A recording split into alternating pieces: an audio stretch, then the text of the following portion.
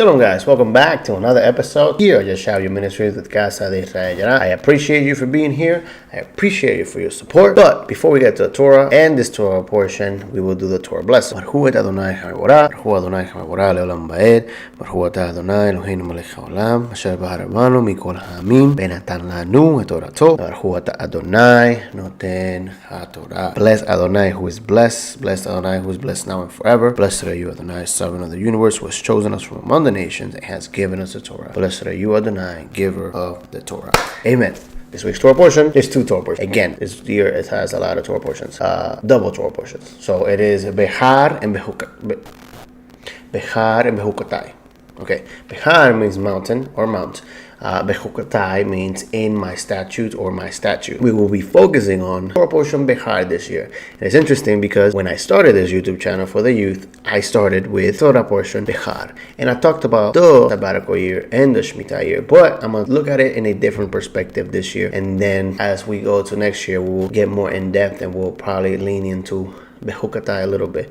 But we're going to start with Behar. And so Behar starts in Leviticus 25. Verse 1, it says the following. Vayadaber Adonai el Moshe Behar Sinai lemor. Daber el Bnei Israel wa amata alechem ki tavo'u el haaretz asher ani noten lachem wa shabta haaretz Shabbat le Adonai. In English, says the following. The Lord then spoke to Moses at Mount Sinai, saying, Speak to the sons of Israel and say to them, When you come into the land which I shall give you, then the land shall have a Shabbat to the Lord. 6 years you shall sow your field, and in the 6th year you shall prune your vineyard and gather in crops. But during the 7th year the land shall have the Shabbat rest, a Shabbat to the Lord. You shall not sow your field, nor prune your vineyards. Your harvest after growth you shall not reap, and your grapes of untrimmed vines you shall not gather. The land shall have a Shabbatical year. All of you shall have the Shabbat products of the land for food, yourselves and your male and your female slaves, and your hired men and your foreign residents who live as aliens with you, even your cattle and animals that are in your lands. You shall have all its crops to eat. You are also to count 7 Shabbats of years for yourselves, 7 times 7 years, so that you have the time of the 7 Shabbats of years, namely 49 years. You shall then sound a ram's horn abroad on the 10th day of the month, the 7th month. On the day of atonement you shall sound a horn all through your land. You shall thus consecrate the 5th year and proclaim a release through the land to all its inhabitants. It shall be a jubilee for you, and each of you shall return to its own property, and each of you shall return to his family. You shall have the 50th year as a jubilee. You shall not sow nor reap its aftergrowth, nor gather from the untrimmed vines, for it is a jubilee. It shall be holy to you. You shall eat its crops out of the field. On this year of jubilee, each of you shall return to his own property. If you make a sale, moreover, to your friend, or buy from your friend's hand, you shall not wrong one another corresponding to the number of years. After the jubilee, you shall buy from your friend. He's to sell you according to the number of years of crop. Okay, so here is getting in detail of how the Jubilee works and how it's going to be negotiated between you and your brother. But okay, before we get to that and before we get too far into this Torah portion, I want to take a step back, because why is Israel given this command about the land? Or what I had explained last year, that the land is what produces for the people. Remember, the people are given this land that is not theirs. Is Elohim's. God gave them this land because this is God's land. This is the land that he chose. So advice, parentheses, like my pastor says, the land of Israel as it is right now is where God put his name. Okay, so if you believe in the Bible, the God of Israel put his name on Israel. Don't curse Israel. Don't speak bad about the land. Close parentheses. Elohim gives them the land. He is the one that owns the land. They're basically leasing or renting this land. So mentally, it is not completely theirs. It is Elohim. Elohim gave it to them. Yes. But the land is his. They maintain it. They take care of it. And he says, I'm going to give you this land and you're going to let it rest, right? Every 7 year, on the 7th year, you will let it rest. Because remember, the land is producing for you 6 years. So you have to be conscious that the land needs to rest. You have to show some care for this land. You have to show some appreciation to creation. Telling them, this land is going to give you crops and food. Make sure that on the 6th year you are prepared, because that 7th year you are supposed to let the land rest. And you're going to count 7 of these shmitas, right? They're called shmitas. And so we're going to count 7 of these. And on the 49th year, the ram's horn is going to be sounded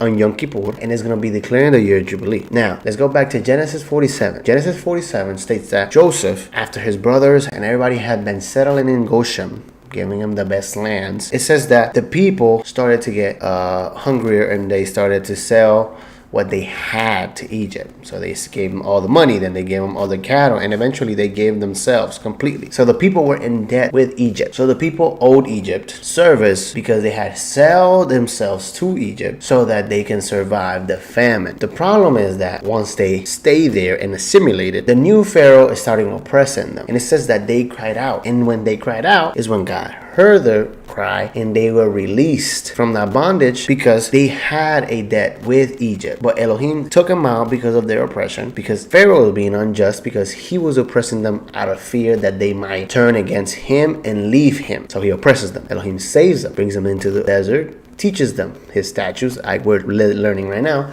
And he's saying, okay, I've taught you my statutes. I've given you the blueprint of my temple and my sanctuary. I'm giving you the process how you approach me. Understand that when you enter into my land, you have to let it rest. You have to be conscious that you have to understand that the land gives you everything on my behalf. You need to consider it. Don't oppress the land. Don't oppress the people. Because then it says that your brother, you and your brother have to have a certain negotiation. Understanding that it has to be fair based on the crops, and it's very technical. We're not going to get into the technicalities of it. But if somebody wasn't following the Shemitah years and they got into a hole in which they're not keeping the Shemitah years, so they lose their land, or they give it to their brother, they sell it to their brother, or they lease it to their brother, then they have to work to redeem it, and they won't get it back to the Jubilee year. I know, it sounds confusing. But understand this, you go into the land, you receive God's promises. Don't forget that you once were in Egypt in a debt, and you were redeemed. And now that you're going to enter the land and be the ones leading, the ones taking over the land, remember that you shall not oppress those that come in, or your brother. Be understanding that once you were oppressed and you were redeemed by me. Don't oppress the land. Don't oppress your people. Don't oppress your brother. Don't oppress the nations. You're called to be a light to the nations. Sabbatical year teaches us that. Now, this week, two Torah portion, Behar, Bechukotai. And so, Leviticus basically 25, verse 1 through Leviticus 27, verse 34, when you combine both Torah portions.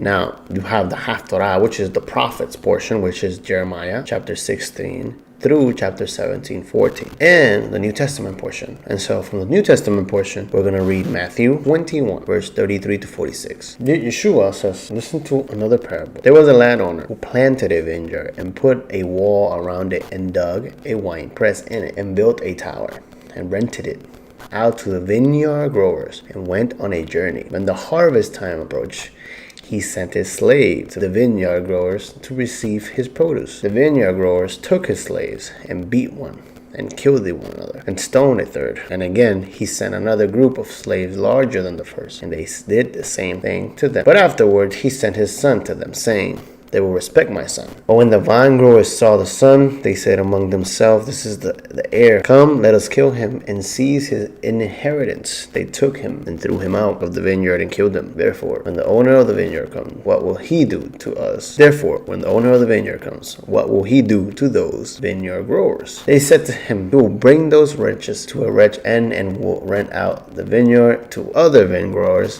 who will pay him the proceeds at the proper season. Yeshua said to them, did you never read in the scriptures? The stone in which the builders rejected, this became the chief cornerstone. This came about from the Lord, and it is a marvelous in our eyes. Therefore I say to you, the kingdom of God will be taken away from you and given to a people producing the fruit of it. He who falls on this stone will be broken to pieces, but on whoever it falls, they will scatter him like dust. When the chief priests and the Pharisees heard his parables, they understood that he was speaking about them, and they sought to seize him. They feared the people because they consider him to be a prophet. Here, this parable is explaining that the vineyard owner gives his vineyard to those vineyard growers to maintain it in the sabbatical year, and it's understood that they were supposed to take everything that they needed for themselves, their slaves, like we read, and then everything that was growing naturally on the Shemitah year, they were supposed to let the land be, and everything that came out was for those that were in need, those those that were poor and slaves, they were able to take from that produce, from that land, because remember, the land, it wasn't the vineyard grower's land, it was the vineyard owner. In this parable, Elohim is the vineyard owner. The vineyard grower is Israel. Israel was to provide for the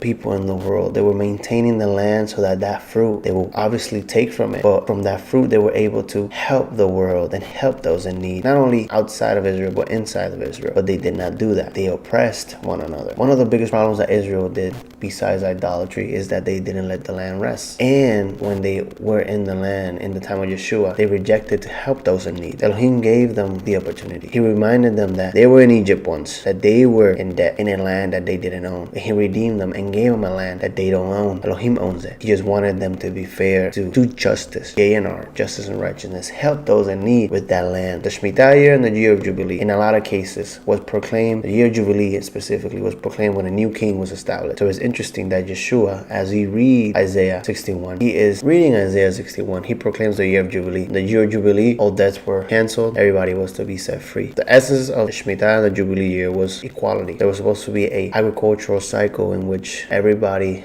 had what they needed from the land. Everything was provided by Elohim, and we were supposed to be fair with one another. We can't take what the Lord and God has given us and act like it's ours. We're supposed to minister what we have, minister what we get from Elohim, and pass that on to those that are in need, and be an example and be a light to the world. Consider keeping the Shabbat. Just as the land needs to rest, your body needs to rest. Just as your ideas take over your life, understand that you have to depend on Elohim, and that land needed to be rested because it depended on Elohim, and they had to learn to depend on Elohim, not on their own work and not on their own might. That being said, think about it. Let's be a community, let's be a family, let's be united, and let's divide it. Have a great week. Shavua Tov and Shabbat Shalom.